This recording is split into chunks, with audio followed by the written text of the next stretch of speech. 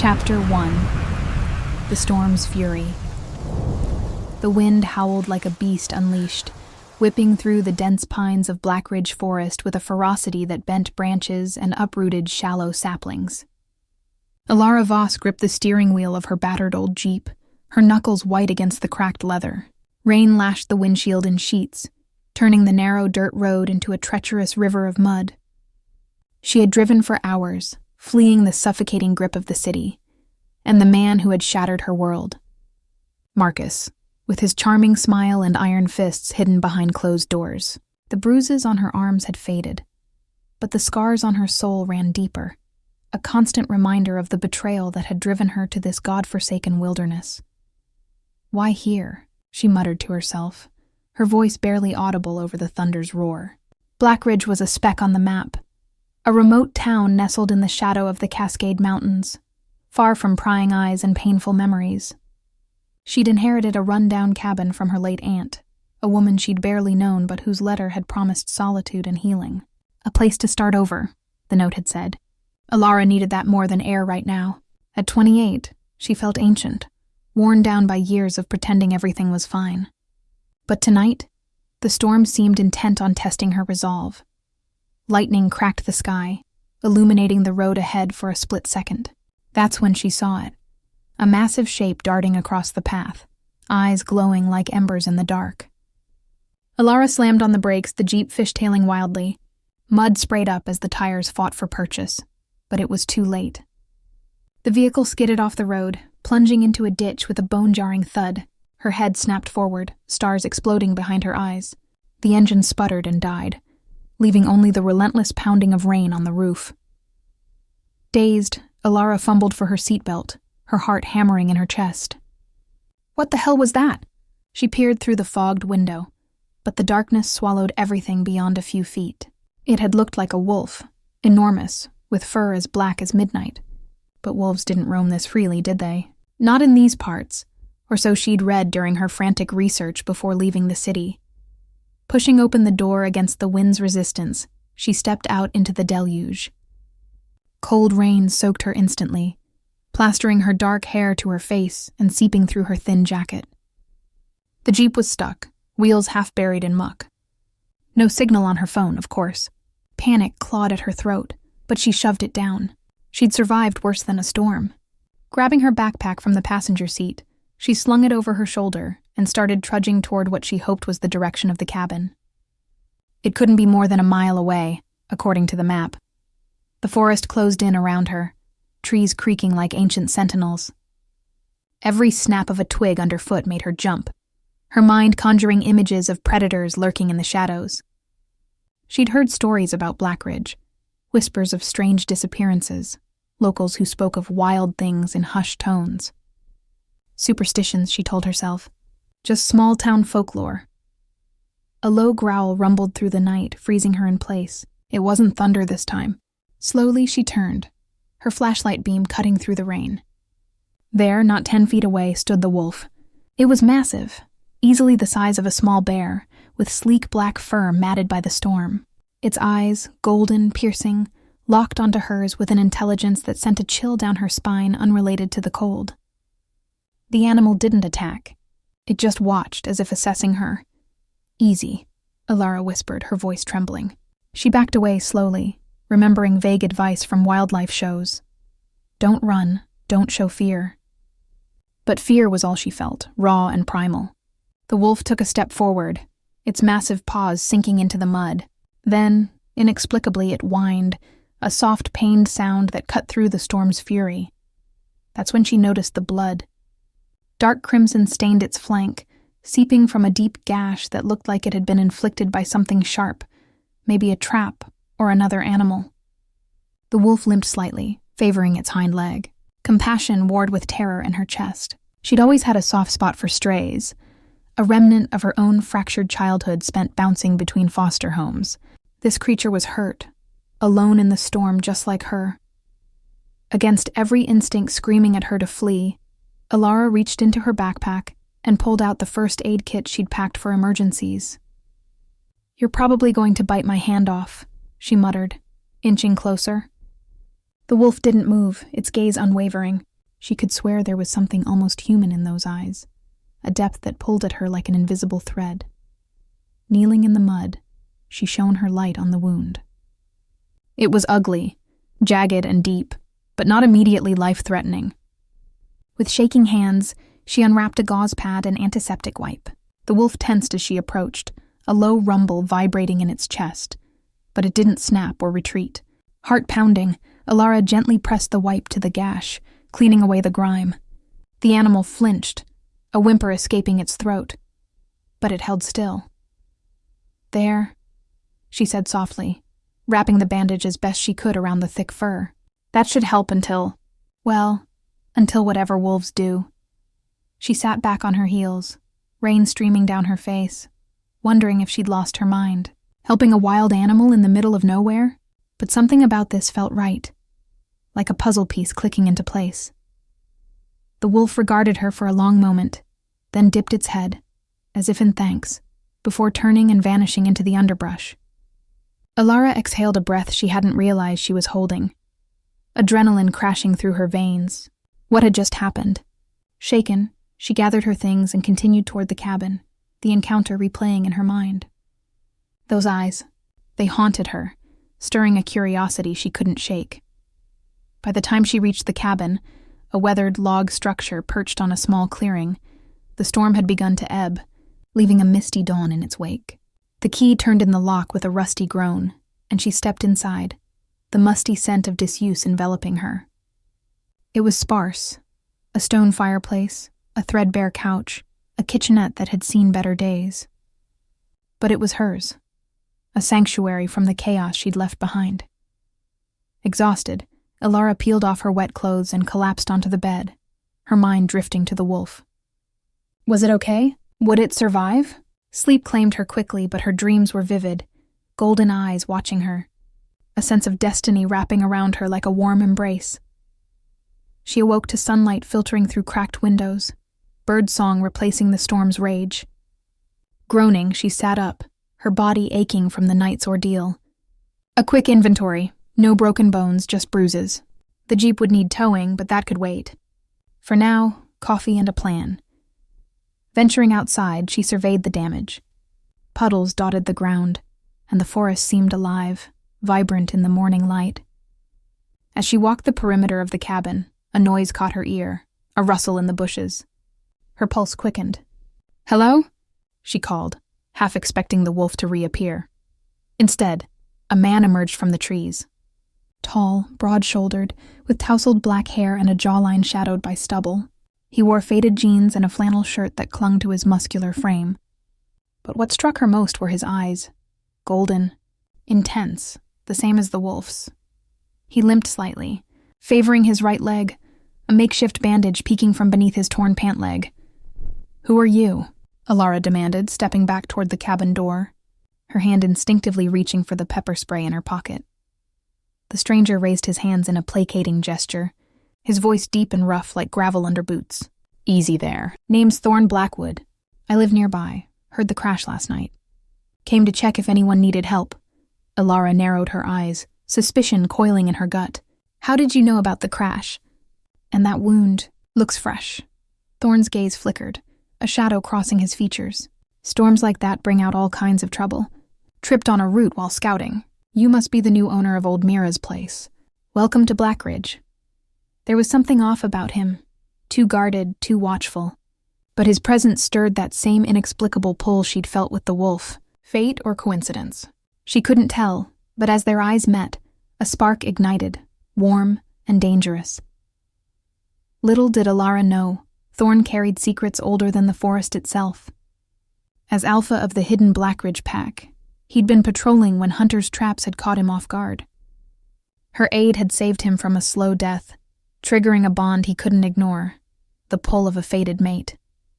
But humans and shifters didn't mix, not without blood and betrayal. He should stay away, but destiny had other plans. As they stood there, the air thick with unspoken questions, the real storm was just beginning. Chapter 2.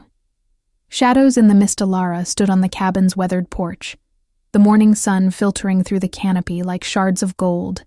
casting long shadows across the dew-kissed grass. The air was crisp, carrying the earthy scent of pine and damp soil, a far cry from the smog-choked streets she'd fled. Her encounter with Thorne Blackwood lingered in her mind like a half-remembered dream, his golden eyes mirroring the wolf's in a way that unsettled her. Coincidence, she told herself, but doubt gnawed at the edges of her thoughts. Who was he really? And why did his presence feel like a magnet, pulling her toward something unknown? She shook her head, focusing on the task at hand. The Jeep was still mired in the ditch a mile down the road, and without cell service, she'd have to hike into town for help.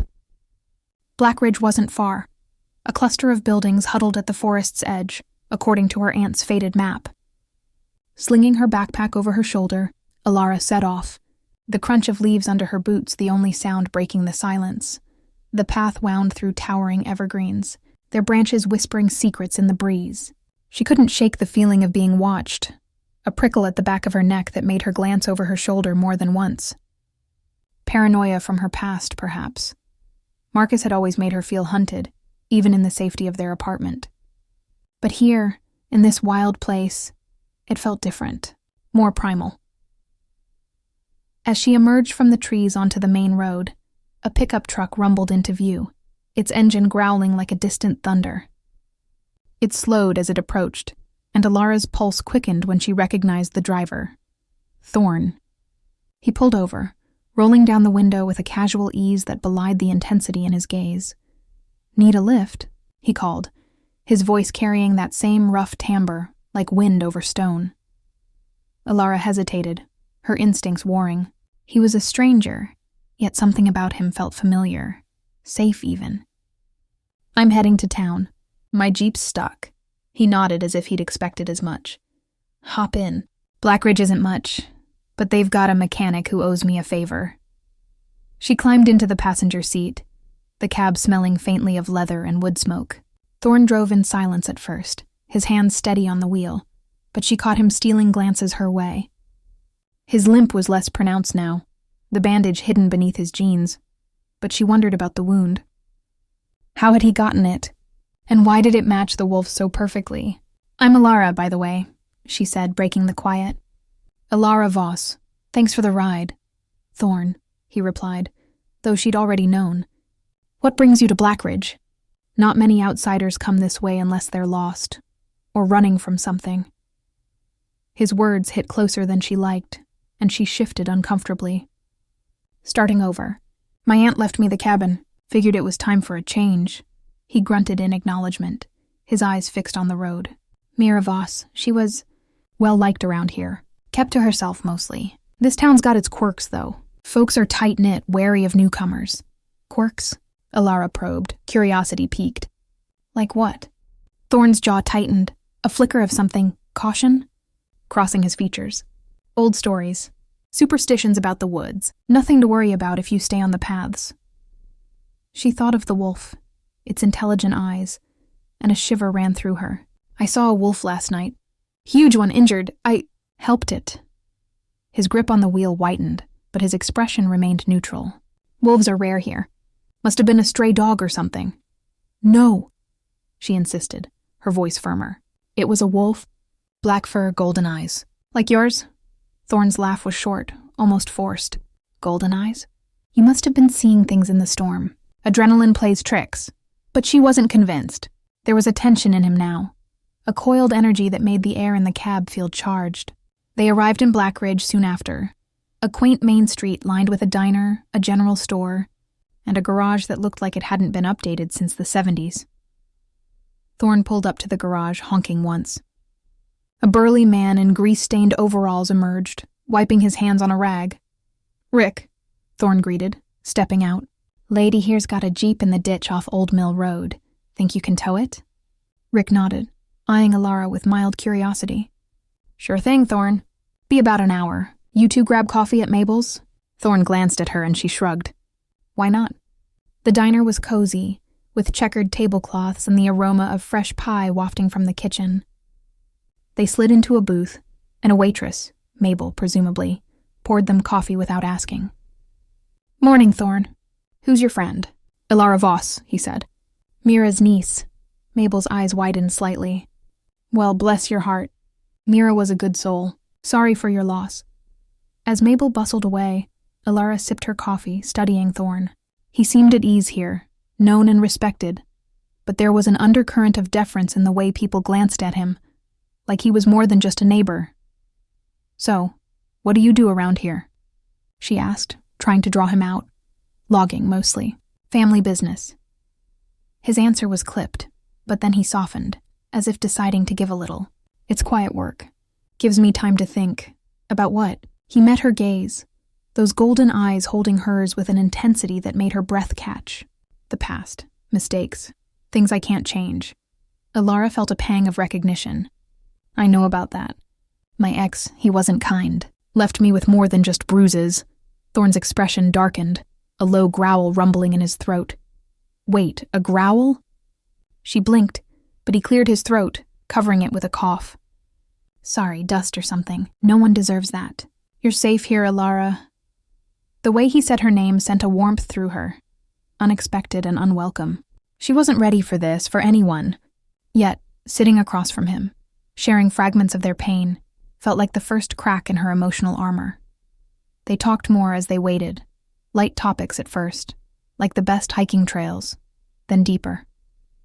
Thorne spoke of losing his parents young, raised by an uncle in the woods. Taught me to rely on instinct, he said. The forest has its own rules. Instinct? Elara echoed. Mine's been off lately, but last night with that wolf, it felt right to help. He leaned forward, his voice low. Sometimes helping a stranger changes everything.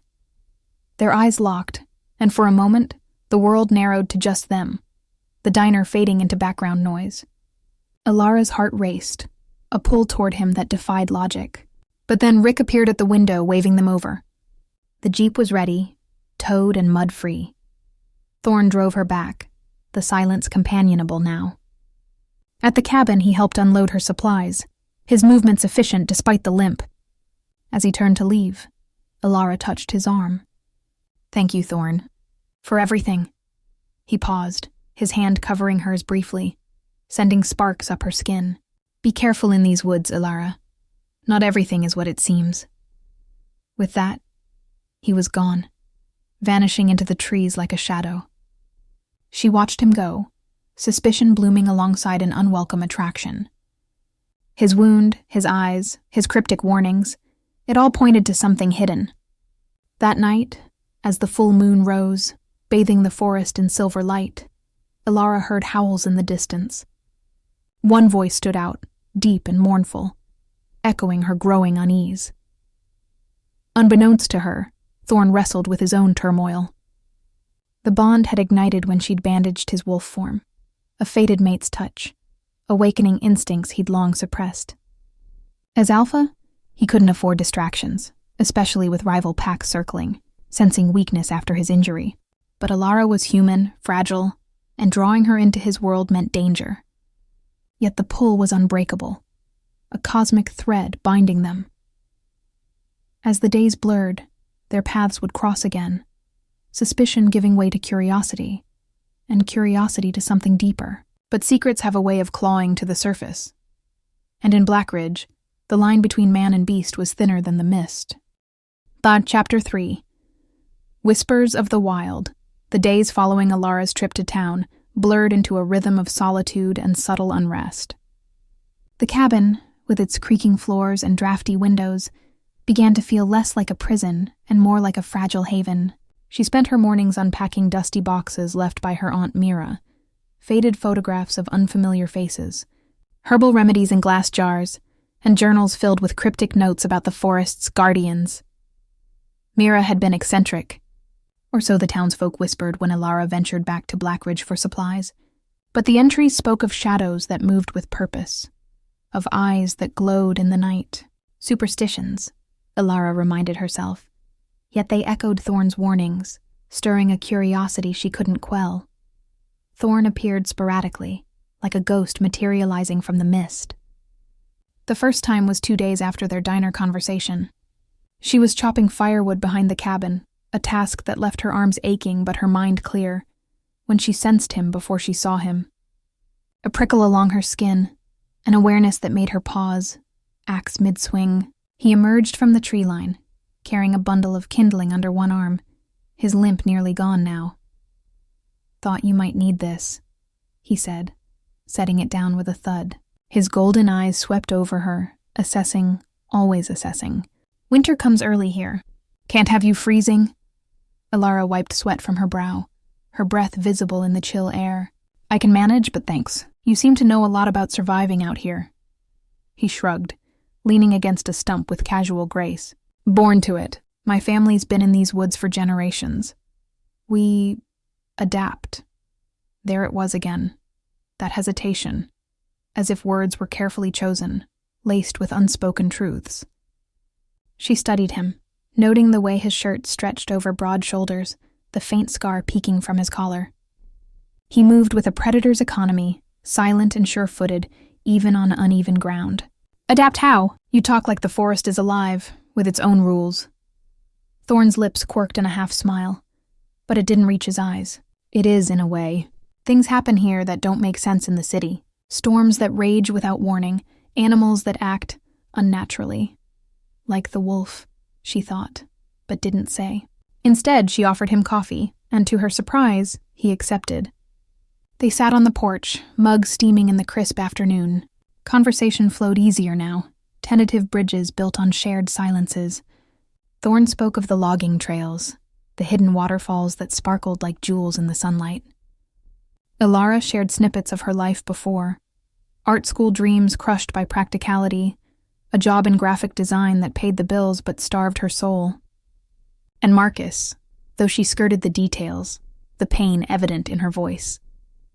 "He made me doubt myself," she admitted, staring into her cup. "Like I wasn't enough. But here, it's different, quiet enough to hear my own thoughts."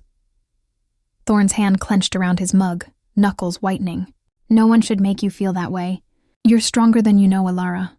I see it." His words wrapped around her like a warm blanket, igniting a flutter in her chest. Their eyes met, and for a heartbeat, time suspended. She saw vulnerability in those golden depths, a loneliness that mirrored her own. But then he looked away, jaw tightening, as if pulling back from a precipice. That night the howls returned, closer this time. Elara lay awake, listening to the chorus rise and fall like a symphony of longing. One voice dominated, deep and resonant, pulling at her like a tide. She slipped from bed, padding to the window. The moon hung low, not quite full but swollen with promise. Shadows danced in the clearing, and she swore she saw a dark shape prowling the edge of the woods. The wolf or something else? The next morning brought another visit from Thorne. He arrived with tools, insisting on fixing the leaky roof. "Can't have you dealing with mold," he grumbled, climbing the ladder with ease. Elara watched from below, handing him nails and shingles. His movements were fluid, almost too graceful for a man his size. When he reached for a distant spot, his shirt rode up, revealing a fresh bandage on his side, the same place she'd tended on the wolf. Her breath caught. "What happened there?" Thorne glanced down, tugging his shirt back into place. Old injury acting up, nothing serious, but the fabric had been white, clean, not the muddied gauze from before. Suspicion coiled in her gut, a whisper she couldn't ignore. "It looks new, like the wolf's wound." He paused, hammer mid-strike, his eyes narrowing. "Wolf, you still on about that?" "Yes," she pressed, climbing a rung to meet his gaze. "The eyes, the injury, it's too similar. And you show up right after. With the same limp." Thorne descended the ladder slowly, his presence filling the space between them. "Elara, the woods are full of coincidences. Don't go looking for mysteries where there aren't any." But his voice held an edge, a warning wrapped in concern. He stood close now, close enough for her to feel the heat radiating from him, smell the faint musk of pine and earth. Her heart raced, not from fear but from something deeper, an attraction that bloomed despite the doubts. "What if I am looking? What if there's more to you, to this place?" He reached out, tucking a stray lock of hair behind her ear, his touch lingering. "Some things are better left hidden. For your sake." The moment stretched, charged with unspoken tension. Elara's skin tingled where his fingers brushed, a spark that ignited warmth in her veins. She wanted to push him away, demand answers, but instead she leaned in, drawn by that invisible thread. Their breaths mingled, lips inches apart. A sharp crack echoed through the forest, like a branch snapping under weight. Thorne jerked back, his head whipping toward the trees. His nostrils flared as if scenting the air, and a low rumble vibrated in his chest. Inhuman, primal. What was that? Elara whispered, adrenaline surging. Nothing good, he muttered, his eyes scanning the shadows. Stay inside. I'll check it out. Before she could protest, he was gone, vanishing into the underbrush with unnatural speed. She waited on the porch, anxiety gnawing at her. Minutes stretched into an hour. The forest unnaturally quiet. When Thorne returned, his shirt was torn, a fresh scratch across his cheek. What happened? She demanded, rushing to him.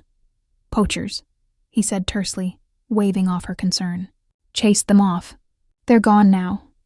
But his eyes held a wild glint, pupils dilated like an animal's. And the scratch, it healed before her eyes? No, that couldn't be. Just a trick of the light.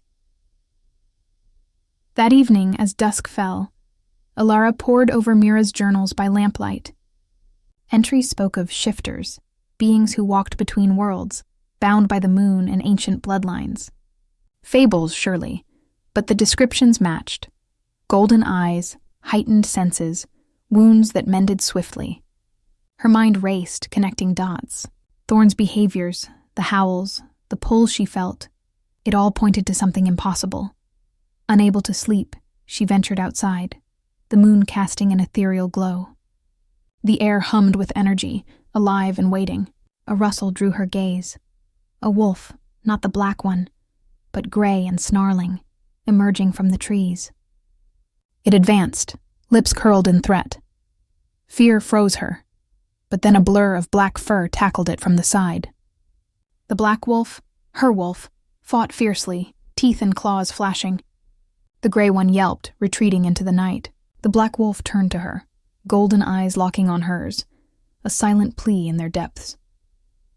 Thorne, she whispered, the name escaping before she could stop it. The wolf whined, backing away, then bolted into the darkness. Elara's world tilted, suspicion hardening into certainty. But if he was, what did that mean for her? For them? As the night deepened, Thorne grappled with the revelation's edge. The rival pack's scout had tested boundaries, drawn by his weakened state. Protecting Elara had exposed him further, the bond strengthening with every shared glance, every touch. She was his fated mate, the one soul destined to complete him, but revealing the truth could shatter her, or worse, drag her into a war of fangs and territory. Yet the pull grew irresistible, secrets straining to break free. In the coming days, curiosity would demand answers, trust teetering on the brink of discovery. But danger lurked, and choices loomed that could bind them forever, or tear them apart. Chapter 4. Echoes of the moon. Elara's whisper hung in the night air like a fragile thread, snapped by the black wolf's retreat into the shadows. Thorne? The word echoed in her mind long after the creature vanished, leaving her standing in the moonlit clearing, heart pounding with a mix of fear and exhilaration. The gray wolf's attack had been real, snarls and fur flying in a blur of violence. But the black one's intervention felt protective, deliberate. Like a guardian watching over her. She retreated inside the cabin, bolting the door with trembling hands. The journals lay open on the table, Mira's handwriting a lifeline to sanity. Shifters are bound by the lunar cycle, one entry read. The full moon calls to their blood, forcing the change. But alphas control it better, hiding among us. Elara traced the words, her rational mind rebelling. Werewolves? It sounded like a fever dream, a tale from childhood books. Yet the evidence mounted. Thorne's rapid healing, his animalistic growls, the way he scented the air like a predator. And that pull between them, an inexplicable connection that made her feel seen, truly seen for the first time. Sleep evaded her, the howls fading into dawn's quiet. By morning, exhaustion warred with determination. She needed answers, but confronting Thorne directly risked everything. What if she was wrong? What if she was right? The thought of him as something otherworldly both terrified and intrigued her. He was guarded, yes, but in their shared moments, she'd glimpsed a man burdened by isolation, much like her own scars from Marcus's cruelty. A knock at the door jolted her from her thoughts. Peering through the window, she saw Thorne looking disheveled, hair tousled, a fresh bruise blooming on his jaw. He held a basket of wild berries and what looked like homemade bread. "Elara? You okay?" His voice carried through the wood, laced with concern. She opened the door cautiously, her eyes searching his face. The scratch from yesterday was gone, vanished as if it had never been. "What happened to you last night?" "I heard fighting." Thorne stepped inside when she gestured, setting the basket on the table. His presence filled the room, a tangible energy that made the air hum. "Wolves in the area. Got into a scuffle chasing one off. Nothing I couldn't handle." "Wolves?" she echoed, her tone skeptical. "One black, one gray? The black one saved me." His golden eyes flickered, a storm brewing in their depths. He turned away, busying himself with unpacking the basket. "Sounds like you had a close call." "Glad you're safe." Elara moved closer, her hand brushing his arm. He tensed under her touch but didn't pull away. "Thorne, level with me. There's something you're not saying." "The journals. My aunt wrote about shifters. People who change under the moon. It sounds crazy, but..." He whirled to face her, his expression a mask of controlled intensity. Mira was imaginative. She saw things in the woods that inspired stories. "Don't let it spook you." But his voice cracked slightly, and she saw the lie in it. The way his pupils dilated, his breathing quickened. The bond between them deepened in that moment, a silent understanding passing like electricity. She wanted to trust him, to lean into the warmth he offered, but secrets loomed like barriers. "Sit," she said softly, guiding him to the couch. "Let me look at that bruise." He complied, his massive frame dwarfing the furniture. As she dabbed ointment on his jaw, another item from Mira's herbal stash, their proximity ignited sparks. His skin was fever-hot, radiating heat that seeped into her fingers. "You heal fast," she murmured, her face inches from his. Thorne's hand captured hers, holding it against his cheek. "Some wounds run deeper than skin." His voice was a rumble, vulnerable. "I've lost people, Elara. Family, friends. It makes you cautious." She nodded, her own pain surfacing. "I get that. Marcus, he didn't just hit me. He broke me down, piece by piece, made me question if I deserved better." Tears pricked her eyes, unbidden. "But with you, I feel different. Like maybe I do." His thumb traced circles on her wrist, sending shivers up her arm. "You deserve the world. Anyone who says otherwise is a fool." Their gazes locked, the air thickening with unspoken desire. Thorne leaned in, his breath warm on her lips, but then he pulled back, a growl escaping his throat, low, animalistic. He stood abruptly, pacing to the window. "I should go. Work calls." "Thorne, wait." She followed, grabbing his sleeve. "Why do you keep pulling away? Is it me?" He turned, cupping her face with rough hands. "It's not you. God, Elara, you're everything. But there are things about me. Complications. I don't want to drag you into my mess." "What mess?" She pressed, her heart aching at his turmoil. "Tell me." "Let me in." He hesitated, conflict warring in his eyes. "Not yet, soon, just promise you'll be careful. The woods aren't safe right now." With that, he left, his departure leaving a void. Elara watched him disappear into the trees, her suspicions solidifying. He was hiding his nature, but why? Fear of rejection? Or something more dangerous? The afternoon brought distraction in chores, tending the small garden Mira had left, weeding rows of herbs that carried names like wolfsbane and moonflower. Ironic, she thought, given the journals. As evening fell, a restlessness took hold. The moon waxed fuller, its pull almost tangible.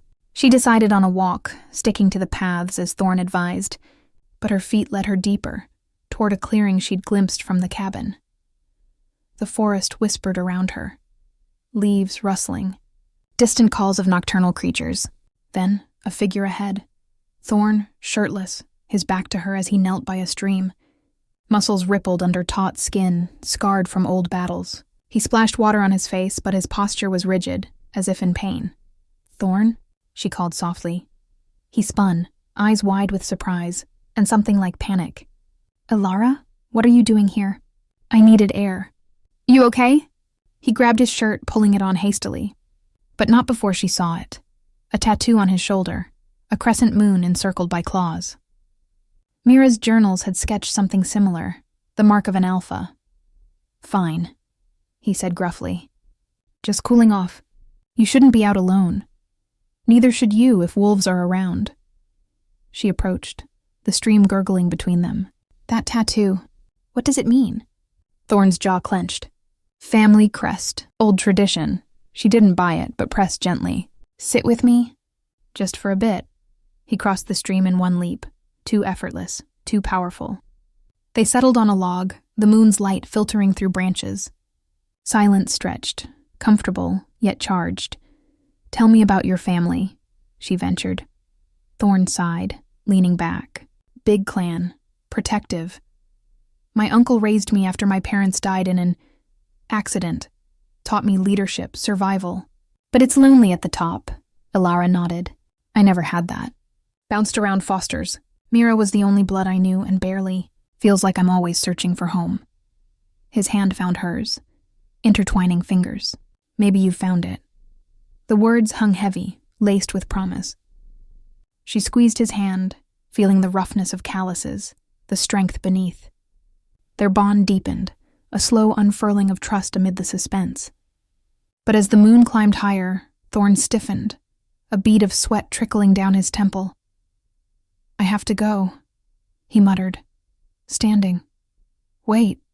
He kissed her forehead, swift and tender. Tomorrow. We'll talk more. Then he was gone, melting into the night. Elara returned home, mind racing. The pull was stronger now, a cosmic tether drawing her to him. But the secret simmered, threatening to boil over. Unseen, Thorne shifted in the shadows, his wolf form howling inwardly. The rival pack grew bolder, scenting his distraction, his mate. Elara's proximity amplified the bond, healing old wounds but inviting new dangers. He couldn't hide forever. The full moon approached, and with it, inevitable revelation. As tensions mounted, obstacles loomed, threats that would test their budding trust, forcing choices between worlds. 9. The Chapter 5.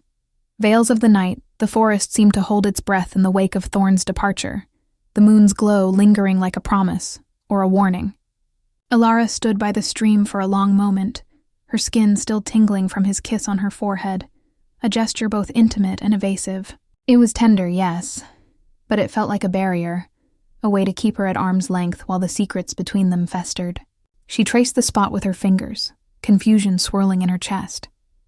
Who was he really? A man haunted by his past, or something more mythical, drawn from Mira's journals? Returning to the cabin, Elara felt the weight of the evening settle over her. The air grew cooler, the wind carrying faint howls that no longer frightened her as much as they intrigued. She lit a fire in the hearth, the crackling flames casting dancing shadows on the walls. Pulling out another of Mira's journals, she flipped through pages yellowed with age. The bond of mates is unbreakable, one passage read. A human touched by fate can feel the pull, a soul-deep yearning that defies reason. But beware, the revelation brings trials, for the pack demands loyalty, and rivals seek to sever what the moon has woven. Elara's heart skipped. The pull, she felt it with Thorne, a magnetic force that drew her despite the unknowns. Was it fate, or her own desperation for connection after Marcus's betrayal? She closed the book, staring into the fire. Healing didn't come easy. Her emotional scars ran deep. Trust a fragile thing. Yet Thorne's presence chipped away at her walls, revealing glimpses of a strength she hadn't known she possessed. The next morning dawned crisp and clear, frost-etching patterns on the windows. Elara busied herself with breakfast, but her thoughts wandered to Thorne. As if summoned, he appeared at her door mid-morning, a bundle of firewood in his arms and a tentative smile on his lips. Peace offering, he said, stacking the wood by the porch. His golden eyes held hers, searching for something. Forgiveness? Acceptance? She crossed her arms, feigning sternness. For running off last night? Or for dodging my questions? Thorne rubbed the back of his neck. a gesture that made him seem almost boyish, despite his rugged build. Both, maybe. I don't mean to be elusive. It's just complicated. Try me, Elara challenged, stepping aside to let him in. Coffee's on. We can talk. He entered, the cabin feeling smaller with him inside, his presence a comforting weight. They sat at the kitchen table, steam rising from their mugs. Thorne stared into his cup as if gathering words. My family, it's not like others. We have traditions, responsibilities that tie us to this land. Leaving isn't an option. Like a business? Or something else? She probed gently, her hand inching toward his across the table. He took it, his grip warm and steady. Something else. Old ways, passed down. It makes relationships tricky. I've hurt people before, unintentionally. Elara squeezed his hand, feeling the roughness of his palm, the subtle tremor beneath. We've all got baggage. Mine's a controlling ex who left me doubting everything. But with you, I feel like I can breathe again. Thorne's eyes softened, vulnerability cracking his guarded facade. You do the same for me, like a light in the dark. He leaned forward, their foreheads nearly touching. Elara, I want to let you in, but timing matters. Trust me a little longer? The plea in his voice tugged at her heart. She nodded, though suspicion lingered. Okay, but no more vanishing acts. He chuckled, a low rumble that vibrated through her. Deal. They spent the day together, the first without interruptions. Thorne helped her repair a sagging fence around the garden, his strength making light work of heavy posts. As they labored side by side, conversation flowed. Stories of childhood mischief for him, awkward foster home tales for her. Laughter came easier, bridging the gaps. During a break, they sat on the grass, sharing apples from the orchard. Thorne's arm brushed hers, sending sparks. You ever feel like life's pulling you toward something bigger? He asked, gazing at the treetops. All the time, Elara replied, like destiny's got plans. Silly, right? Not silly. His voice dropped, intense. Sometimes it's real, a connection that defies logic.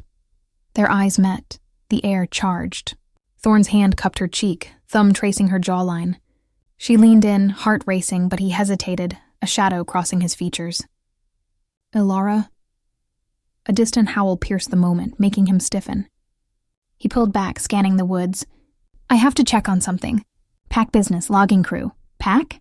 She echoed, brow furrowing. The word from Mira's journals echoed in her mind. Team, he corrected quickly. Stay close to the cabin. He left with a lingering glance, disappearing into the trees. Elara watched, frustration mixing with affection. The bond deepened, but so did the mystery. That night, the moon edged closer to full, its light bathing the forest in silver. Restless, Elara stepped outside, drawn by an invisible force. The air thrummed with energy, alive with whispers. A rustle drew her attention, a figure in the shadows. Not Thorne, but another man, lean and wiry, with eyes that gleamed unnaturally. You're the human, he sneered, stepping into the light. Thorne's little secret, fear spiked, but Elara held her ground. Who are you? What do you want? Name's Jax, from a neighboring group. Thorne's weakening, distracted by you. Time for new leadership. Before she could respond, a black blur exploded from the trees. The wolf, tackling Jax with ferocious snarls. They rolled in a tangle of fur and limbs, but wait. Jax shifted mid-fight, his form twisting into a gray wolf. Elara gasped, backing against the cabin. Shifters. Real. The black wolf. Thorne fought savagely, claws raking, teeth snapping. Jax yelped, retreating with a limp, vanishing into the night. The black wolf turned to her, golden eyes filled with regret. It whined, approaching slowly. Elara's breath came in gasps. It is you, Thorne. The wolf dipped its head, then bounded away, leaving her reeling. Confirmation hit like a storm. Wonder, terror, betrayal swirling. He was a shifter, an alpha, and she'd been drawn into his world without knowing. Inside, she paced, mind racing. The journals made sense now. The lore, the bonds. But why hide it?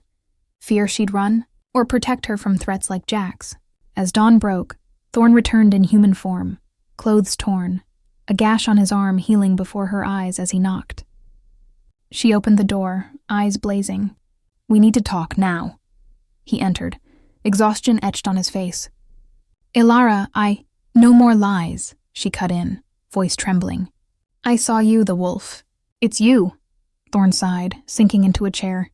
"Yes, I'm a shifter, alpha of the Blackridge pack." His eyes pleaded. "I wanted to tell you, but it's dangerous.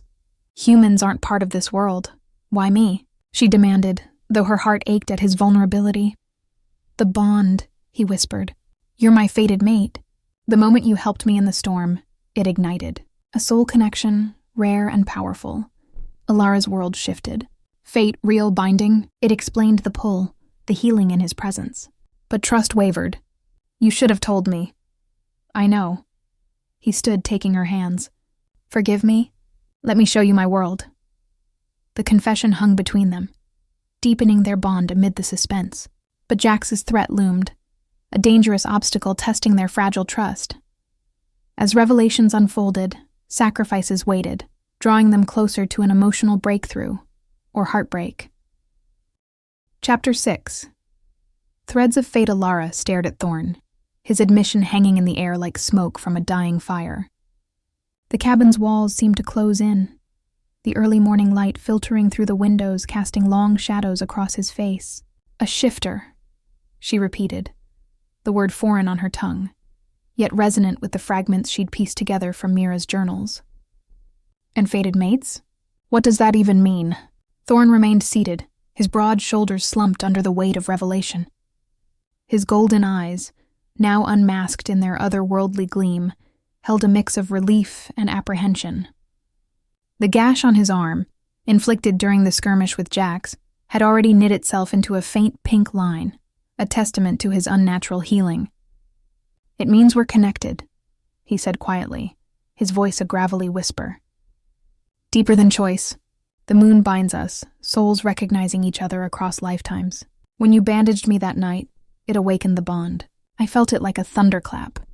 She paced the room, her mind a whirlwind. Fear clashed with fascination.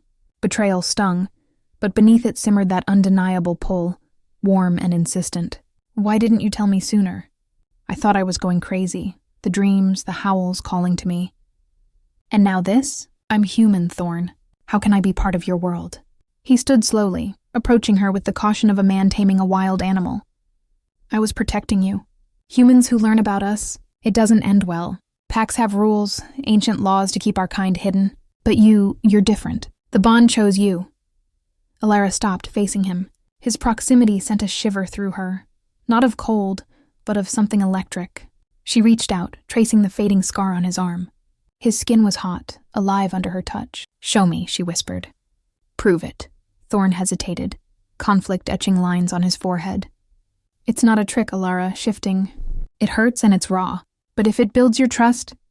He stepped back, closing his eyes. A low growl rumbled from his chest, his body tensing. Muscles rippled, bones cracking with audible pops that made Elara wince. Fur sprouted along his arms, his form elongating, contorting. In moments, the black wolf stood before her, majestic and formidable, golden eyes locked on hers with unmistakable intelligence. Elara's breath caught, awe overriding terror. She knelt, extending a hand. The wolf, Thorne, nuzzled her palm, his fur soft and warm. A whine escaped him, vulnerable. Tears pricked her eyes as she stroked his head. "It's really you." He shifted back, the process reversing in a blur, leaving him human and panting, clothed only in tattered remnants. Elara averted her gaze briefly, but he grabbed a blanket from the couch, wrapping it around himself. "Now you know," he said, voice hoarse. "The full moon forces the change on most, but as Alpha, I control it. Mostly." She sat beside him, the blanket a thin barrier between them. "What about the dangers? That wolf, Jax, he said you're weakening because of me." Thorne's expression darkened. "Jax is from the Silverfang pack, rivals who've eyed our territory for years. My injury from the trap made me vulnerable, and now the bond. It distracts me. Alphas are supposed to mate within the pack, strengthen bloodlines. A human mate is forbidden, seen as a weakness. Forbidden?" Elara's heart sank. "So what happens now? Do I just leave?" "No. His hand found hers, intertwining fingers with a desperation that mirrored her own turmoil. The bond is sacred. Ignoring it would tear us both apart, physically, emotionally. I've seen it happen, but we have to be careful. My pack doesn't know yet. If they find out... He trailed off, but the implication hung heavy. Elara leaned into him, her head on his shoulder. His scent, earth and pine, enveloped her, soothing the chaos in her mind. We'll figure it out, together. They spent the morning in quiet communion, Thorne explaining the lore in hushed tones. Shifters descended from ancient guardians, cursed by a long-forgotten witch to walk between forms, bound by the moon's cycles. Soul bonds were rare, a gift and a trial, meant to heal old wounds. You've already started healing mine, he admitted, his thumb brushing her cheek. Loneliness is alpha. It's crushing, but you make me feel whole. Elara shared more of her past, the emotional cages Marcus had built around her. He made me small, she confessed. But here, with you, I feel expansive, like I could face anything. Their words wove a tapestry of vulnerability, deepening the bond with every revelation. Yet suspense lingered. Thorne held back details of a deeper secret, a pack prophecy about a human mate bringing either salvation or doom. He couldn't burden her yet. The pull was strong, but trust needed time. As afternoon waned, they ventured outside. Thorne led her to a hidden glade, a sanctuary ringed by ancient oaks. Sunlight dappled the mossy ground, birdsong a gentle accompaniment. This is where I come to think, he said, spreading a blanket. They sat, sharing stories of dreams and fears. Elara traced patterns on his palm. What if your pack rejects me? They won't have a choice, he replied, but doubt flickered in his eyes. The bond is fate's decree. A rustle interrupted them. Another shifter, a young woman with auburn hair, emerging from the trees in human form. Alpha, she said, bowing slightly. The council calls. Silverfangs encroach again, Thorne tensed, standing. Lila, tell them I'm coming. As she left, he turned to Elara. Stay here. It's safer.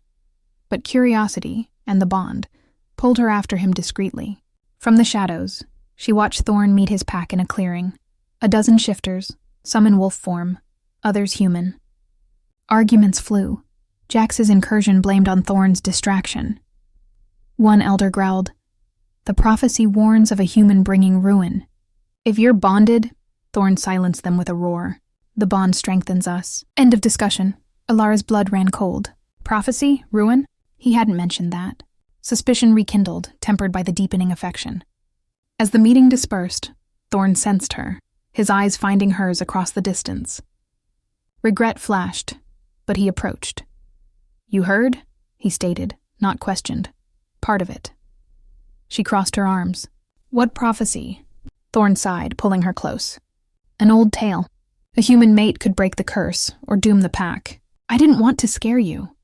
The embrace was fierce, their bond a lifeline amid rising tensions. But as night fell, howls signaled approaching danger, Jax's pack circling, obstacles mounted, testing their connection, leading toward a betrayal that could shatter everything. Chapter 7. Shadows of Prophecy. The glade's serenity shattered like fragile glass as Thorne's words echoed in Elara's ears. A prophecy of salvation or ruin. She pulled back from his embrace, the warmth of his arms suddenly feeling like a cage. The ancient oaks around them whispered in the breeze, as if the forest itself held its breath, waiting for her reaction. Thorne's golden eyes searched hers, pleading for understanding, but the revelation stirred a storm within her, trust fraying at the edges, even as the bond pulled her closer. Why keep this from me? Elara demanded, her voice steady despite the tremor in her hands. First the shifting, now a prophecy that could doom your pack? Am I just a risk to you? Thorne's face crumpled, regret etching deep lines. He sank to the blanket, pulling her down with him gently. It's not like that. The prophecy is ancient, vague, scribbled in old tomes by seers long dead. A human bound by fate shall mend the Alpha's soul, yet test the pack's resolve. Unity or unraveling follows. I didn't want to overwhelm you. The bond is real, Elara. It's healing us both.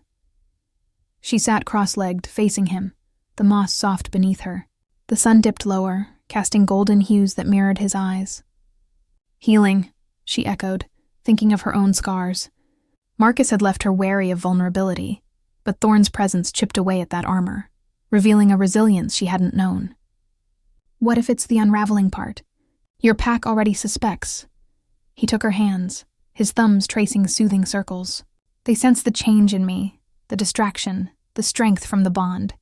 But Jax and the Silverfangs, they're using it to push boundaries. I won't let them harm you.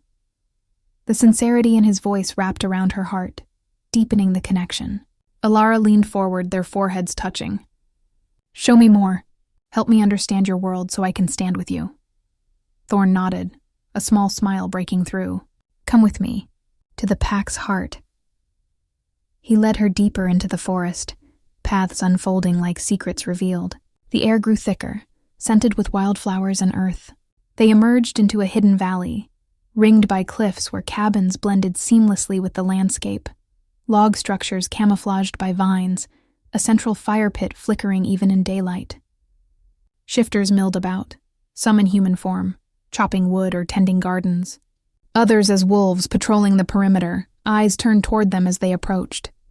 Lila, the auburn-haired woman from earlier, stepped forward, her gaze sharpening on Elara. Alpha, the council awaits your word on the incursion. Thorne's hand tightened on Alara's. Soon. First, meet Elara Voss. She's important. Murmurs rippled through the group. An elder grizzled with age approached, his eyes narrowing. The human? We've heard whispers. The bond? Thorne met his stare unflinchingly. Yes, Elder Roan. Fate's choice. Roan's lips thinned. The prophecy speaks of peril. We must convene.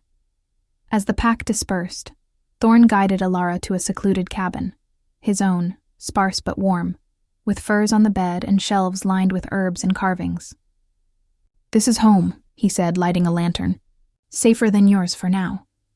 Elara explored, her fingers trailing over a wooden wolf figurine. It's beautiful. Isolated like you. He chuckled softly, pulling her into his arms from behind, not so isolated anymore. His breath warmed her neck, sending shivers down her spine. The bond hummed between them, a living thread that amplified every touch, every glance. They talked as dusk fell. Thorne sharing pack lore over a simple meal of venison and berries. Our curse began centuries ago, a witch's vengeance on warriors who betrayed her. Now we shift, bound by bloodlines and the moon. Alphas lead, but the role demands sacrifice. Elara listened, her head on his shoulder by the fire. Sacrifice like denying a mate, or embracing one, he murmured, his hand stroking her hair. You've awakened parts of me I thought lost. Compassion, hope. After my parents' death and a rival attack I closed off, became the stoic alpha. Her heart ached for him. I know loss. No family, just echoes. But you make me feel anchored. Their eyes met. The fire's glow dancing in his golden irises. Thorne cupped her face, his lips brushing hers tentatively. A first kiss, soft and exploratory. Elara melted into it, the bond igniting like wildfire, emotions surging, trust, desire, a healing balm over old wounds. But as passion built, he pulled back, breathing ragged. Not yet, he whispered. The full moon nears. Control slips. Elara nodded, though frustration simmered. More secrets. What aren't you telling me? He hesitated. The prophecy has layers. If the bond isn't sealed under the full moon, it could weaken me further. But sealing it ties you to this life forever. The weight of it settled over her. High-stakes choices between her human world and this primal one. And if we don't? Pain. For both. His voice cracked, vulnerability raw. That night, as they lay together, clothed, boundaries respected, the howls outside grew insistent. Elara felt the pull, a cosmic whisper urging her closer. Thorne held her, his body a shield, but tension coiled in him like a spring. Dawn brought unrest. Lila burst in, eyes wide. Silverfangs at the border, Jax demands parley. Thorne dressed swiftly, his alpha mask slipping into place. Stay here, Elara. Please. but the bond tugged her to follow discreetly, hiding in the underbrush. At the border, a rushing river, Jax waited, flanked by gray wolves. "Your human weakens you, Thorne. Step down or we take what's ours," Thorne growled, partially shifting, claws extending. "The bond strengthens. Leave or face war." Jax laughed. "The prophecy dooms you. She's the unraveling." A fight erupted, shifters clashing in a blur. Thorne dominated, but a sly wolf nipped his flank, drawing blood. Elara's cry escaped, revealing her. Jax's eyes locked on her, malicious. "Her," he snarled. "The key to your fall." Thorne roared, driving them back, but the wound festered unnaturally. Poisoned, perhaps. He staggered to her, shifting human. "Elara!" She supported him back to the cabin, fear gripping her. The pack gathered, Roan administering herbs. Silverfang venom. Slows healing. As Thorne weakened, Elara stayed by his side, wiping his brow. "Fight it. For us." His hand clasped hers. "The bond. Use it. Your touch helps." She did, pouring emotion into every caress, healing through connection. The suspense built. Would the prophecy unfold as ruin? Secrets lingered. The sealing ritual's full cost unspoken. As the moon swelled, betrayal loomed, perhaps from within the pack, testing their bond to its limits, drawing them toward an emotional precipice. Chapter 8. Venom's grip Thorne's cabin thrummed with tension as the pack's healer, Elder Roan, worked over him by the flickering firelight. The alpha lay on the fur-strewn bed, his skin slick with sweat, the poisoned wound on his flank pulsing with an unnatural green hue. Elara knelt beside him, her hands clasped around his, willing her strength into him through the bond. The connection hummed between them, a lifeline of warmth that seemed to push back the venom's chill, if only slightly. Roan muttered incantations under his breath, crushing herbs into a poultice that smelled of earth and bitter roots. "The venom is old magic," Roan explained gruffly, his wrinkled hands steady as he applied the mixture. Silverfangs dip their claws in it during raids. Slows the shift, weakens the spirit. But the bond, it's fighting it. Elara's eyes never left Thorne's face, etched with pain yet softened by her presence. "How can I help more?" "Tell me." Roan glanced at her, his gaze appraising the human in their midst. "Your touch is key. Fated mates share essence. Pour your emotions into it. Love, trust. It amplifies the healing. Love." The word hung unspoken, but Elara felt its seeds taking root. In the short time since arriving in Blackridge, Thorne had become her anchor, his guarded heart mirroring her own. Marcus's shadow faded in his light, replaced by a tentative hope. She leaned closer, brushing damp hair from Thorne's forehead. "I'm here," she whispered. "Feel me. Let it heal you." Thorne's golden eyes fluttered open, locking onto hers with fevered intensity. "Elara, hurts like fire." His voice was a rasp, but his grip tightened. "The bond. It's you, saving me again." She smiled through tears, the emotional buildup a slow simmer that deepened with every shared breath. The pack hovered outside, their murmurs a backdrop of uncertainty. Lila paced the doorway, her loyalty to Thorne evident, but suspicion toward Elara lingered in her stance. "Alpha, the council grows restless," she said. "They question the human's role in this." Thorne growled weakly. "She's my mate. End it." Roan finished bandaging the wound and stood. "Rest now. The full moon is tomorrow. If the venom persists, the shift could kill you." He shot Elara a pointed look. "The sealing ritual might be the only way, but it's risky for her." As Roan and Lila left, the cabin fell quiet, save for the crackling fire. Thorne pulled Elara onto the bed beside him, his arm wrapping around her despite the pain.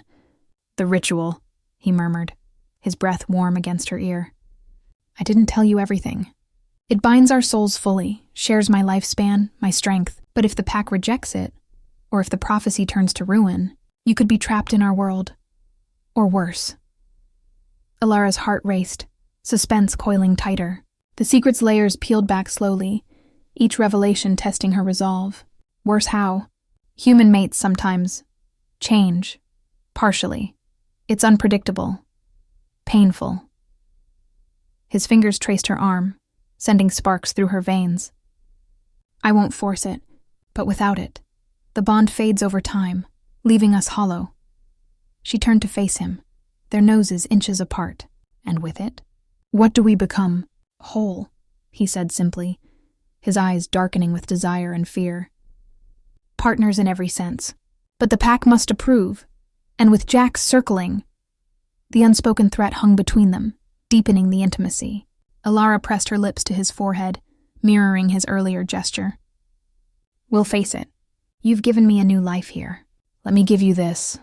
Thorne's hand cupped her cheek, pulling her into a kiss, deeper this time, laced with urgency. It was a slow burn, emotions unfolding like petals, gratitude, longing, a budding love that healed fractures in their souls. She tasted salt from his sweat, felt the rumble in his chest, a growl of possession and protection. When they parted, breathless, the bond pulsed stronger, the venom's grip loosening visibly as the green tint faded slightly. You make me believe in salvation, he whispered, vulnerability cracking his alpha facade. After years of leading alone, burying pain, you're my light. Elara nestled against him, her head on his chest, listening to his heartbeat steady. And you're mine. No more hiding pieces, Thorne. Promise. He nodded, but a shadow crossed his eyes, the full cost of the ritual still veiled, a suspenseful thread. The prophecy whispered of a trial by fire, a test that could shatter bonds if failed. He couldn't voice it yet. Her trust was too fragile, their connection too new. As night deepened, the howls outside grew frantic, Silverfangs testing borders again. Thorne stirred, insisting on standing despite the pain. I must address the pack. Show strength. Elara helped him dress, her hands lingering on his skin, each touch a silent affirmation. They stepped out into the valley, where the pack gathered around the central fire. Wolves and humans alike turned, eyes reflecting flames and doubt. Brothers, sisters. Thorne began, his voice commanding despite weakness. The Silverfangs strike because they sense division. But the bond with Elara strengthens me, us. The prophecy speaks of unity, murmurs rose. An elder stepped forward. And if it's ruin? She's human, untested. Elara felt eyes on her, judgment heavy. But Thorne's hand in hers bolstered her. Test me then, she said, voice firm. I'm not running. Lila nodded approvingly, but others hesitated. A young shifter, Kai, spoke up. Jax claims the venom is a sign. Prove the bond's power. Thorne agreed to a vigil, pack members channeling energy through him via ancient rites. Elara stood at his side, the bond acting as conduit. As chants rose, warmth flooded her, visions flashing, Thorne's past losses, his lone howls under the moon. She shared her own, foster homes, Marcus's cruelty. The exchange deepened their tie, emotions raw and intertwined. The ritual eased the venom further, Thorne standing taller. But as it ended, a scout burst in. Silverfangs approach! Jax demands the human. Panic rippled, but Thorne roared. We fight. Protect what's ours! Elara's pulse thundered. I'm with you, he kissed her fiercely. Stay back. I can't lose you. But the bond pulled her forward, into the fray. As wolves clashed at the valley's edge, Jax targeted her, shifting to human form mid-leap. The weak link! Thorne intercepted, their battle savage. Elara grabbed a branch, swinging it to aid, but Jax swiped, clawing her arm. Pain bloomed, but so did fury, and something more. A shift within her? The bond reacted, healing her scratch unnaturally fast. Jax retreated, snarling. The change begins. Ruin follows! The pack repelled the attack, but Elara's wound, or lack thereof, sparked whispers. Thorne pulled her close. The ritual's pull. It's starting without us. Suspense mounted. The prophecy's trial loomed, a betrayal brewing perhaps from a pack doubter. Their bond, now unbreakable in emotion, faced a sacrifice that could redefine everything, leading toward confession and commitment, or devastating loss. Chapter 9, Trials of the Bond. The valley echoed with the retreating snarls of the Silverfangs, the air thick with the scent of blood and earth churned by claws. Thorne leaned heavily on Elara as they made their way back to his cabin, the pack's eyes following them, some with admiration, others with veiled doubt.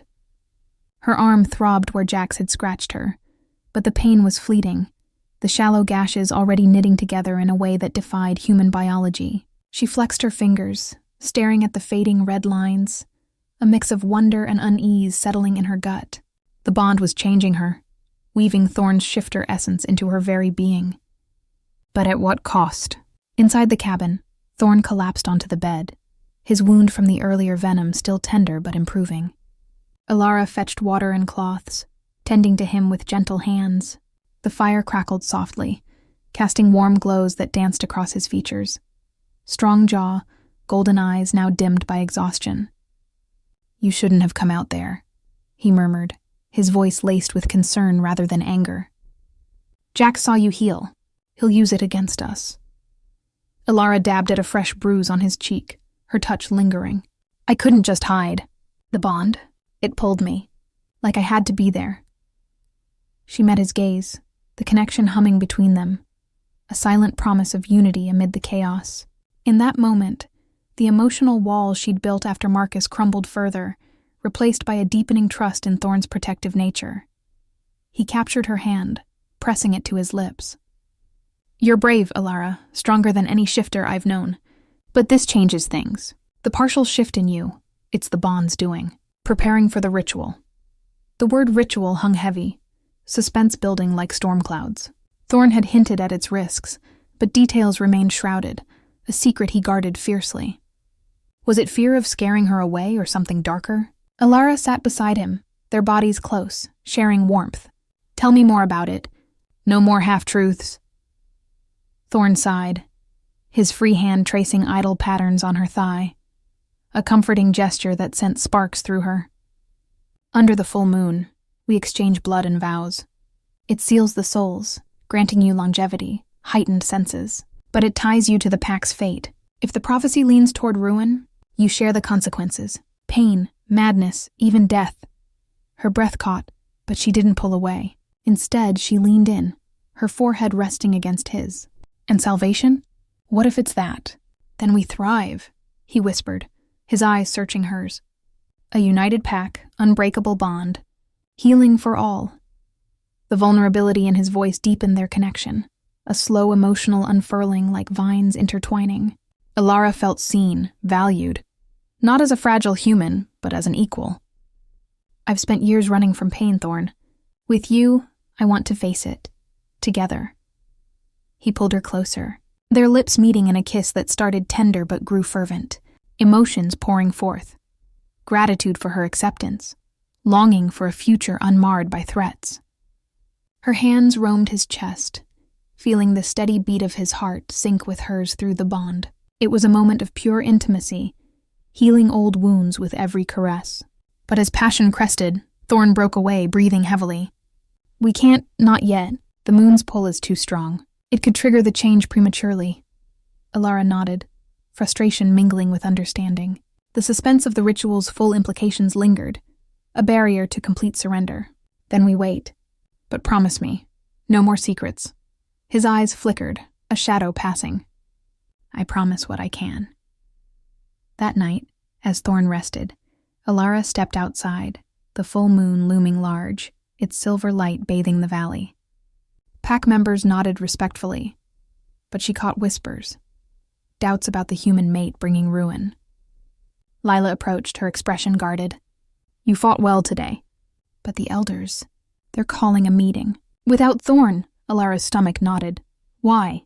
"Tradition," Lila said, but her tone hinted at more. "To discuss the prophecy. Stay vigilant." The warning stirred unease, deepening the suspense. Was betrayal brewing within the pack? Elara returned inside, watching Thorne sleep, his form peaceful yet powerful. She curled beside him, her mind racing with possibilities. Morning brought a fragile calm. Thorne woke stronger, the venom nearly purged thanks to the bond's influence. They shared breakfast, fresh bread and honey from the pack's stores, and talked of lighter things, dreams of a life beyond conflict, perhaps a cabin of their own, away from rival eyes. "We could explore the deeper woods," Thorne mused, his hand over hers. "Places where the ancient spirits whisper secrets." Elara smiled, the bond warming her from within. "I'd like that," A fresh start with you. But the idyll shattered when Roan arrived, his face grim. Alpha, the council demands your presence. Whispers of dissent grow. Some say the human must prove herself before the ritual. Thorne's jaw tightened. She's proven enough, Elara stood. Let me come. I won't hide. The council gathered in a stone circle at the valley's heart, elders and key shifters forming a ring. Thorne and Elara entered hand in hand, the bond a palpable force that made heads turn. Elder Roan spoke first. The Silverfangs retreat, but Jack's plots. The prophecy teeters. The human heals like one of us. Sign of salvation or deception? Murmurs rose. A burly shifter, Garrick, stepped forward. She's untested. If the bond fails, we fall. I say sever it now, Thorne growled, partially shifting, fur rippling along his arms. Touch her, and you challenge me. Elara felt the tension, her own senses sharpening unnaturally. Test me then. What must I do? Roan nodded. A trial of loyalty. Enter the sacred grove alone at dusk. Face the spirit's judgment. If they accept, the ritual proceeds, Thorne protested, but Elara squeezed his hand. I'll do it. For us. As the meeting dispersed, Thorne pulled her aside, his embrace fierce. It's dangerous. The grove amplifies fears, shows illusions. Many don't return unchanged. More secrets unveiled, suspense thickening. Why didn't you say?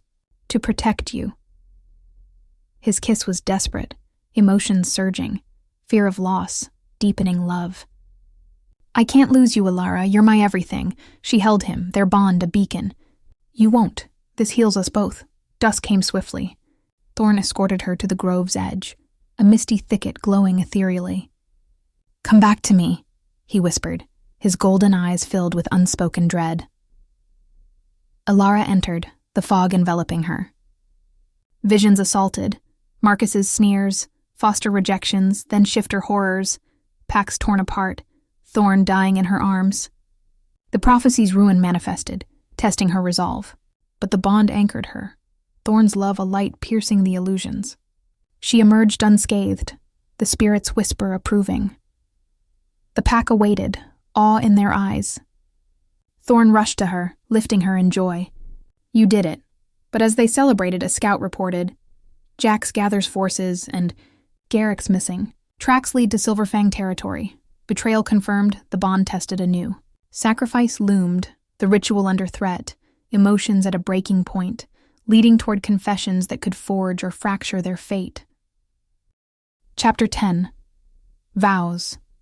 Under the moon, the sacred grove's mist clung to Elara's skin like a second layer as she emerged, the spirit's approval humming in her veins like a distant song.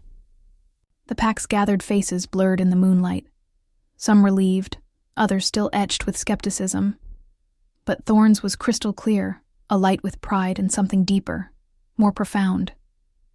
He swept her into his arms, his embrace a fortress against the night's chill, his scent of pine and wild earth grounding her amidst the whirlwind of illusions she'd faced. You did it, he breathed into her hair, his voice thick with emotion. I knew you would. My mate, strong, unyielding. Elara clung to him, her body trembling from the trial's toll. The visions had clawed at her deepest fears. Abandonment, betrayal, a life forever adrift. But Thorne's image had pierced through, a beacon of the bond that now felt unbreakable. It showed me us, she whispered. What we could be, what we are. He pulled back slightly, his golden eyes searching hers under the swelling moon. The full orb hung heavy, its pull tangible, stirring instincts in him she could now sense through their connection, a restless energy coiling beneath his skin. The pack dispersed slowly, murmurs of the ritual's imminence following them like shadows. Lila offered a nod of respect before vanishing into the trees, while Roan lingered, his elder's gaze heavy with unspoken warnings. The moon peaks at midnight, Roan said gruffly. Prepare yourselves. The betrayal, Garrick's defection, means Silverfangs may strike during the rite. Guard your bond well. Thorne's jaw tightened, but he nodded. We'll be ready. As Roan left, Thorne led Elara back to his cabin, the path lit by moonlight filtering through the canopy. Inside, the fire had burned low, casting intimate glows. He stoked it, his movements deliberate. But she caught the tremor in his hands. the alpha's facade cracking under the weight of vulnerability. "Sit with me," Elara said softly, pulling him to the furs by the hearth. They settled, her head on his shoulder, bodies fitting together like puzzle pieces long separated. The bond pulsed warmly, a silent conversation of souls. "The Grove, it forced me to face everything. Marcus, my past. But you were there, in every vision, pulling me back." Thorne's arm tightened around her. "I've faced trials too, pack challenges, losses that scarred me. But this bond, it's rewriting them, healing me." His voice dropped raw. "I love you, Elara. Not just because of fate, but because of who you are. Brave, compassionate. You've awakened my heart." The confession hung between them, a bridge over the chasm of their worlds. Alara's breath caught, emotion swelling like a tide. She'd guarded her heart fiercely after Marcus, but Thorne had slipped past defenses, offering protection without possession. "I love you too," she replied, her voice steady despite the tears welling. "This pull, it's more than magic. It's us. I choose you, Thorne. All of you." Their lips met, the kiss a seal on their vows, slow, deepening with the weight of shared pain and budding joy. His hands framed her face, gentle despite his strength, as if she were something precious, breakable yet unbreakable. Elara's fingers tangled in his hair, the bond amplifying every sensation, a cosmic thread weaving them tighter. Time blurred, the world narrowing to just them, emotions building in layers, trust solidifying, love igniting, a commitment forged in the fire of adversity. But as midnight approached, Thorne pulled away, his breathing ragged. "The ritual," he murmured, forehead against hers. "We must go to the stone altar in the grove. But Elara, there's more to it. A secret I've held." Her heart skipped, suspense rekindling like embers. "What?" "The exchange, blood and vows. It's not just binding. For a human, it can awaken latent abilities. Shift your blood in your veins. You might shift partially, feel the moon's call, or..." He hesitated, eyes shadowed. "If the prophecy turns, it could amplify the ruin." "Turn you against us, or worse." Alara's pulse raced, the revelation a double-edged blade. "Why tell me now?" "Because you deserve the truth. To choose freely," his gaze pleaded. "We can stop. Live with the bond as is, weakened but safe." She shook her head, resolve hardening. "No, we've come this far. I trust us, the bond, the love. Let's embrace our fate." Thorne's relief was palpable, his kiss fierce before they rose. He draped a cloak over her shoulders, his touch lingering. Outside, the pack had gathered at the grove's edge, forming a protective circle. The full moon bathed everything in silver, the air charged with ancient magic. Whispers of Garrick's betrayal hung like fog, Silverfangs lurking, waiting for vulnerability. At the stone altar, a weathered slab etched with runes, Thorne and Elara stood hand in hand. Roan presided, chanting in an old tongue that resonated in Elara's bones. The pack howled softly, a chorus invoking the spirits. Thorne drew a ceremonial dagger, slicing his palm, then hers. Blood welled, mingling as they pressed hands together. "By moon and blood, I bind my soul to yours," Thorne intoned, his voice steady. "Through trials and triumphs forever." Elara echoed the vows, the words flowing from her heart. "I bind my soul to yours. Human and shifter, one." As their blood dripped onto the stone, a surge rushed through her, the bond exploding into full bloom. Visions flashed, shared memories, futures entwined. Strength flooded her veins, senses sharpening, the night's sense vivid, Thorne's heartbeat thundering in her ears. But beneath it, a wild stir, like a beast awakening. The pack cheered, acceptance rippling through them. Thorne pulled her close, whispering, "It's done. We're one." But joy fractured as howls pierced the night. Not the packs, but intruders. Silverfangs burst from the trees, led by Jax and Garrick, his eyes wild with resentment. "The ritual completes," Jax snarled. "But the prophecy's ruin begins now." Chaos erupted, wolves clashing, claws and fangs flashing. Thorne shifted seamlessly, his black form a blur of fury, protecting Elara. She felt the change in herself, a partial shift, nails lengthening into claws, eyes glowing. Panic surged, but the bond guided her, instincts kicking in. She fought beside him, swiping at a gray wolf, drawing blood. "Garrick!" Thorne roared in half-form, tackling the traitor. "Why, you weakened us," Garrick spat, shifting to match. "The human brings doom." The battle raged, Elara's newfound power a double-edged gift, enhancing her, but stirring fear of losing control. Jax targeted her, claws aiming for her throat. "End the bond!" Thorne intercepted, but Jax's venom-tipped strike grazed him. He staggered, the old wound reopening. Elara's scream echoed, the bond transmitting his pain. She lunged, her partial shift fueling a ferocious defense, driving Jax back. The pack rallied, overwhelming the invaders. Jax retreated with a hateful glare, Garrick captured and subdued. As silence fell, Thorne shifted human, collapsing into Elara's arms. It's over. For now. But his eyes held worry. The prophecy's test not fully passed. A greater challenge looming. Elara held him, their bond a healing force. Love confessed, but fate still entwined in suspense. As dawn neared, external forces gathered, ready to test their union one last time. Chapter 11. The Final Test. The valley lay still under the fading moonlight, the air heavy with the aftermath of battle. Elara cradled Thorne against her, his breathing shallow but steady, the reopened wound on his flank oozing dark blood laced with venom's faint green hue. The pack encircled them, a protective ring of wolves and humans, their eyes reflecting both loyalty and lingering unease. Garrick knelt, bound by vines and guarded by Lila, his betrayal a wound as raw as thorns. Elara's own transformation, claws retracting, eyes dimming from their brief glow, left her trembling. The bond's power both exhilarating and terrifying. She was no longer fully human, yet not wholly shifter, suspended in a liminal space that mirrored the prophecy's ambiguity. "Hold on," she whispered to Thorne, pressing her hand to his wound. The bond pulsed, her touch drawing out the venom's sting, just as it had before. His golden eyes fluttered open, meeting hers with a mix of pain and adoration. "You fought like one of us," he rasped, a faint smile breaking through. "My mate." Her heart swelled, the confession of love from the ritual still warm in her chest.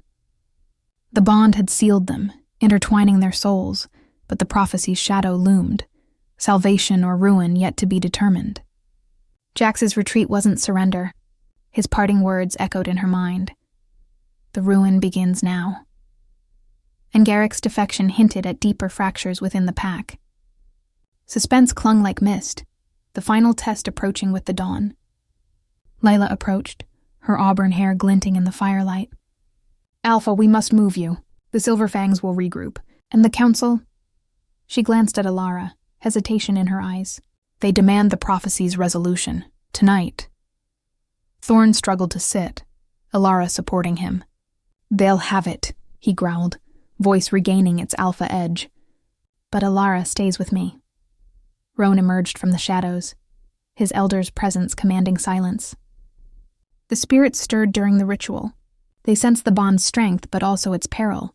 A final trial awaits, at the Moonstone, where the first shifters were cursed. It will judge the bond's truth. Elara's pulse quickened.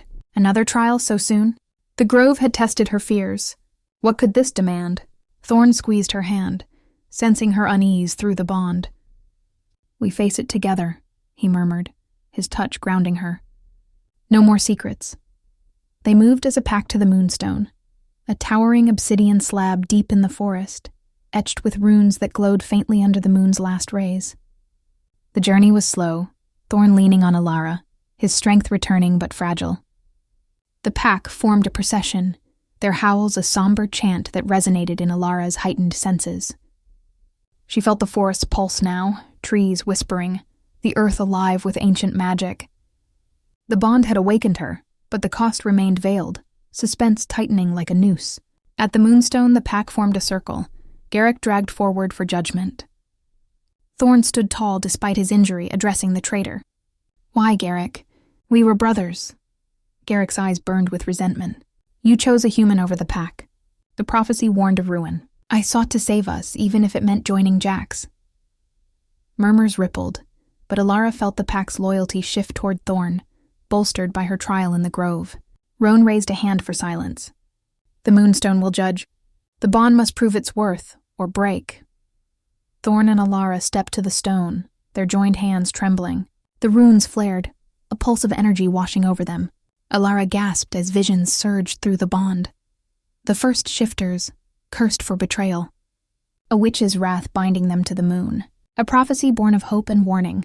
Prove the bond's purity, a spectral voice whispered, or perish in its fire.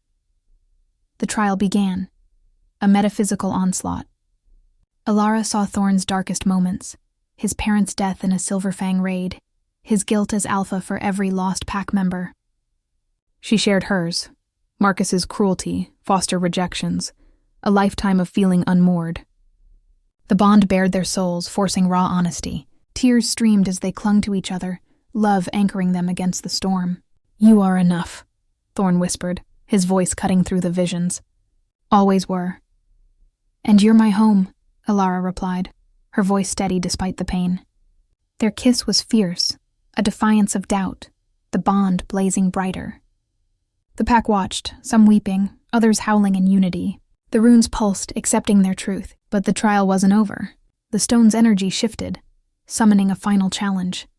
A spectral wolf, massive and silver, embodying the curse's wrath. It lunged, not at Thorne, but at Elara.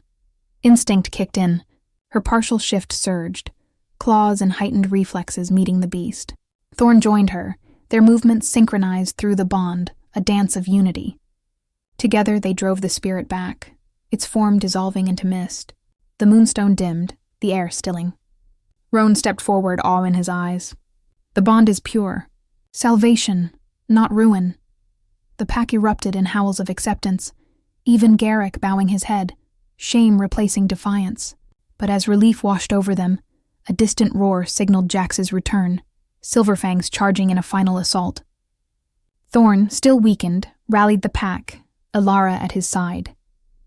Her newfound abilities, sharper senses, partial claws, made her formidable, the bond fueling her courage. The battle was swift but brutal, the pack's unity overpowering Jax's forces. Elara and Thorne fought as one, their bond a weapon, driving Jax to flee with a vow of vengeance.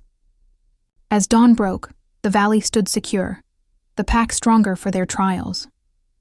Thorne pulled Elara close, their foreheads touching. "We did it. The curse weakens, the prophecy fulfilled." She smiled, love and strength intertwining. Our home, our pack. But suspense lingered, Jax's threat, the bond's long-term effects on her humanity. As they faced the rising sun, new challenges awaited, their love a beacon for whatever lay ahead.